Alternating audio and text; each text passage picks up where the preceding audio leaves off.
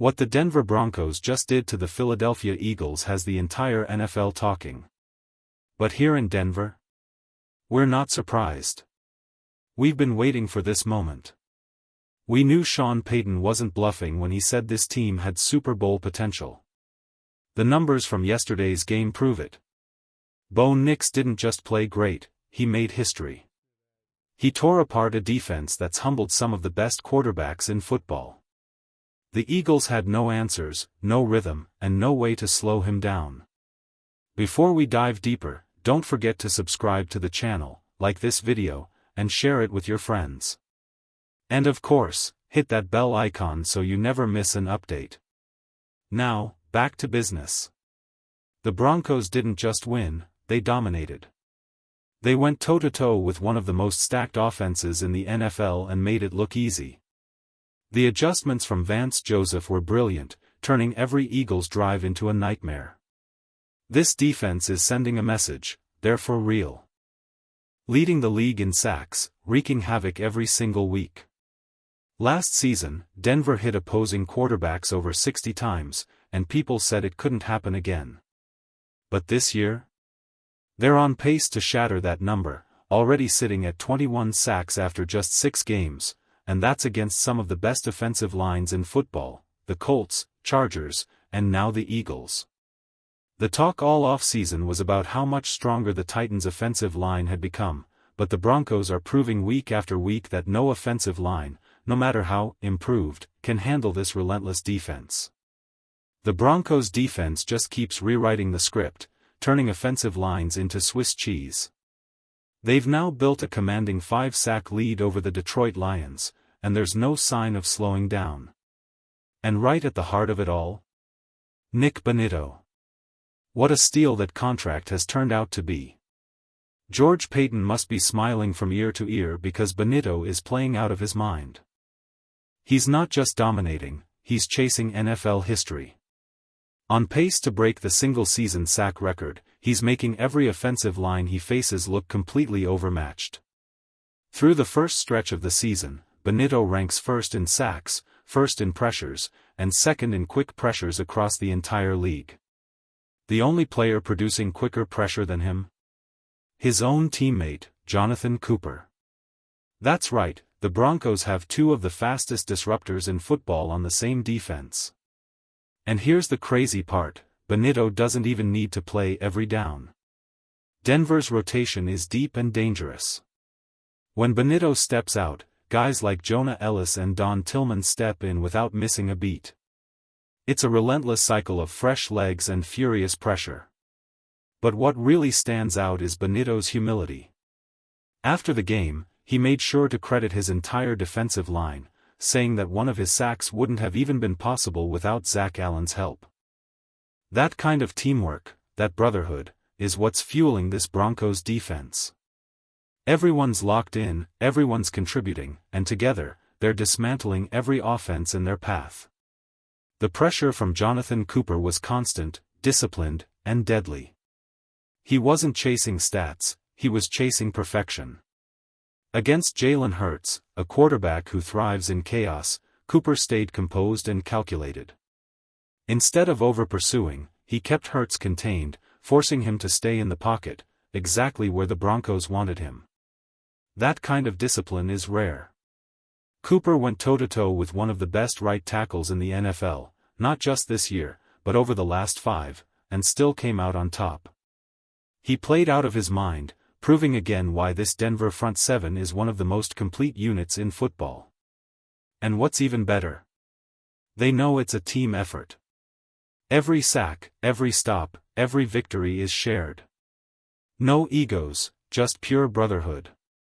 Now, let's talk about the other reason the entire league is turning its head, so much for that sophomore slump. Because Bo Nix just silenced every doubter in the building.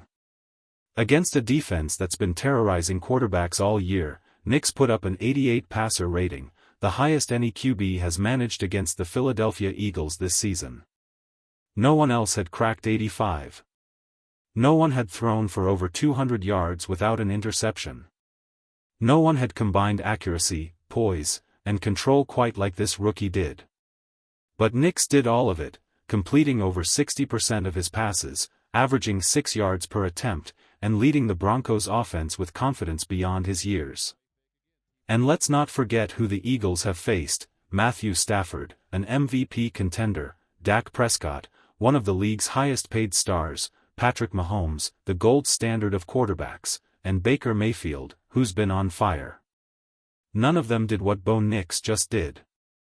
So when Sean Payton said that Nix could become a top-5 quarterback in the next few years, he wasn't exaggerating. He was seeing the future. And now, the rest of the NFL is seeing it too. Bo Nix didn't just compete against the Philadelphia Eagles, he outdueled every elite quarterback who faced that same defense this season. He played better than Stafford, better than Dak, better than Mahomes, and better than Baker.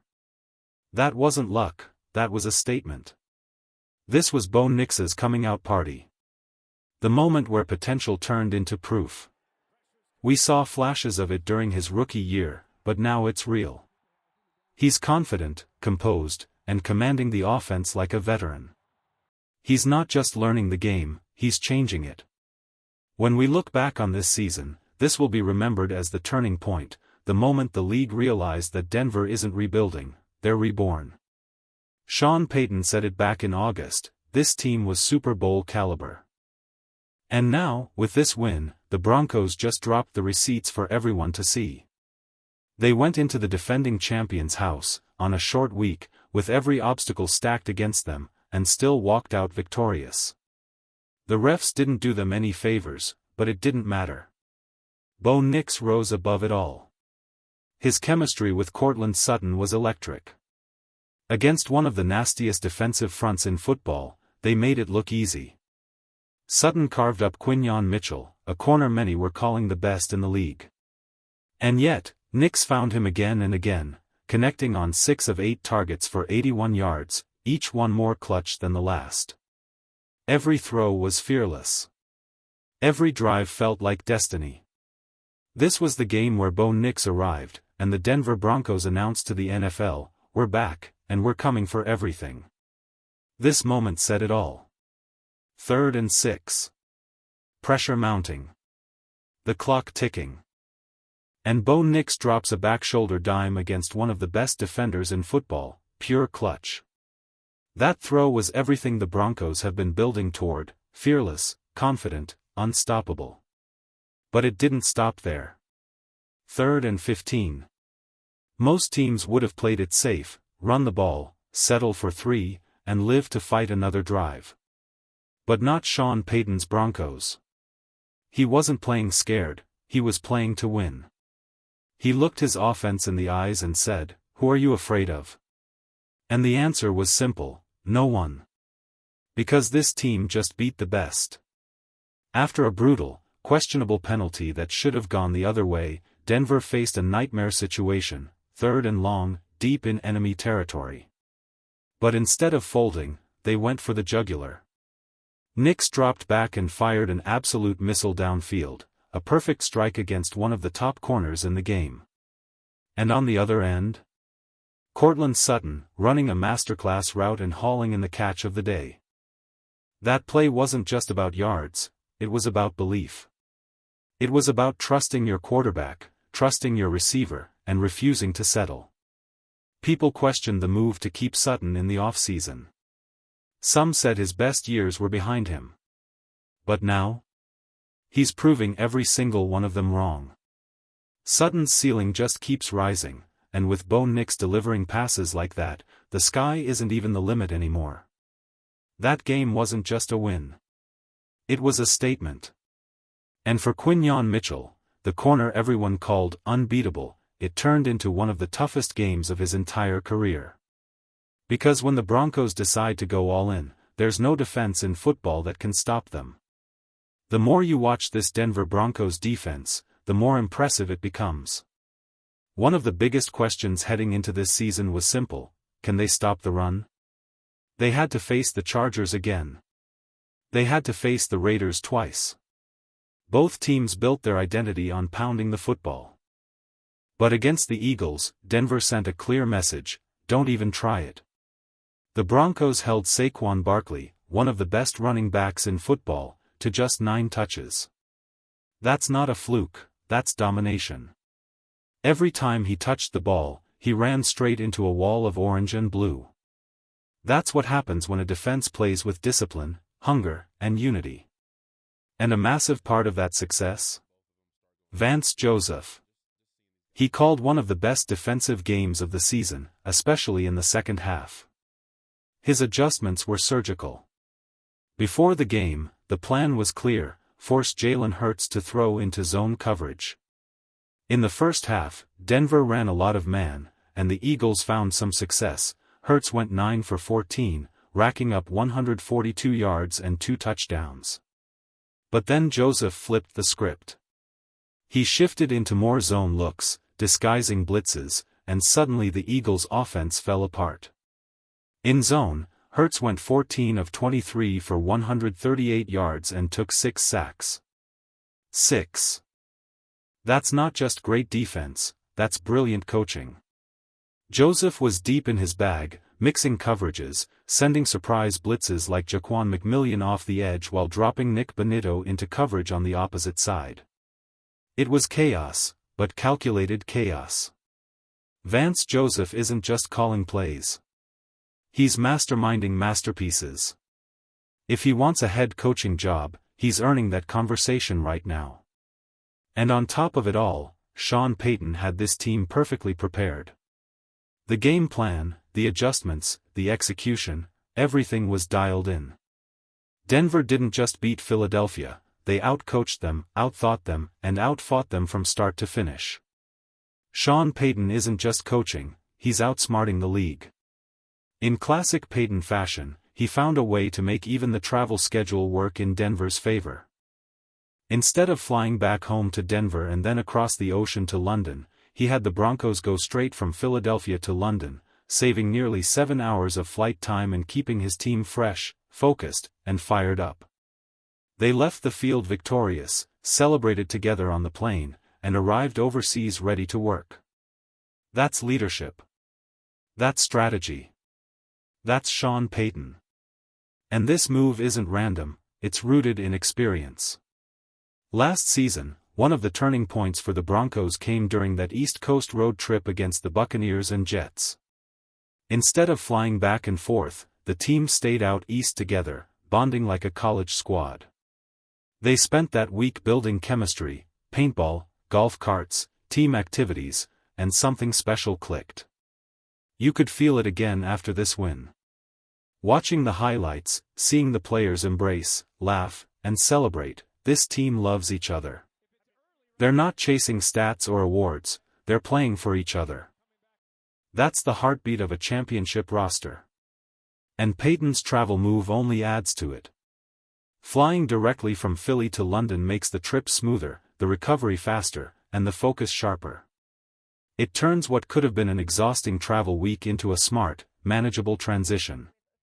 When you look at total air miles traveled this season, Denver started in the top half of the league, but thanks to this clever move, they've now dropped into the bottom half. Every hour saved is energy gained. Meanwhile, other teams like the Chargers are flying all the way from LA to Miami. Payton is proving once again that winning in the NFL isn't just about what happens on Sunday, it's about preparation, intelligence, and culture. This isn't just a football team anymore. This is a brotherhood, united, fearless, and ready to conquer London next. It's going to be a battle in the heat, a scorching October showdown on the road. The kind of game that tests your toughness, your focus, and your will to win. The Broncos are walking into the fire, and they're bringing the momentum with them. While the Chargers stumble through a 2-game losing streak, the Broncos have stormed back, not just into the conversation, but into playoff position. If the season ended today, Denver would be in. The numbers say it all: 70% playoff probability for the Broncos. 65% for the Chargers. The tide has turned faster than anyone imagined. Just weeks ago, people thought Denver's chances were slipping away, but this team never quit. They fought. They believed. They rose. The Chargers' offensive line is battered, their stars are dinged up, and their confidence is cracking. Meanwhile, the Broncos are tied, holding the tiebreaker, and proving that the AFC West is wide open again. And now, ask yourself, who would you rather be? The team collapsing under pressure, or the Denver Broncos, surging through the toughest schedule in football, conquering the Eagles in Philadelphia, and riding a 2-game win streak with fire in their eyes? The Raiders are unraveling. The Chargers are faltering. And tonight, we're all watching, hoping the Chiefs fall to the Jaguars, to make the West even tighter. Broncos country, this is the moment. This is the belief we've been waiting for. We are back in the fight, stronger, smarter, and more united than ever. Because when the world doubts Denver, Denver fights back. So stand tall, Broncos fans. The climb isn't over, it's just getting started. Let's ride.